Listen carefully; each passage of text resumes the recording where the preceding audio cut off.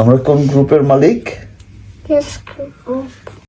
বীরকে সাকিব খান বলে দিয়েছে আজকে গ্রুপের মালিককে, অর্থাৎ সাকিব খানের স্থাবর অস্থাবর যাবতীয় সম্পত্তির মালিকানাকে এটা বলে দিয়েছে। স্বাভাবিকভাবেই বাবার সম্পত্তির মালিকানা সন্তানেরা পেয়ে থাকে, এবং এখানে এটা নিয়ে যে অতিরিক্ত কিছু বলারও সুযোগ নেই। স্বাভাবিকভাবেই জয় এবং বীর হবে আজকে গ্রুপের মালিক, এবং সমানভাবেই তারা তাদের অধিকার পাবে।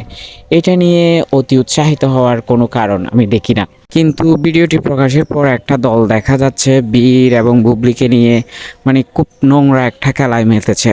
কিভাবে নিচে নামানো যায়, কিভাবে বীরকে হেয় করা যায়, বা বীর আর সাকিব খানের সম্পর্ক কিভাবে নষ্ট করা যায়, মানে পুরো একটা গ্যাং উঠে পড়ে লেগেছে। মানে সাকিব খানের পাশে ঘেঁষতেই দিবে না এমন একটা অবস্থা তাদের দেখা যাচ্ছে।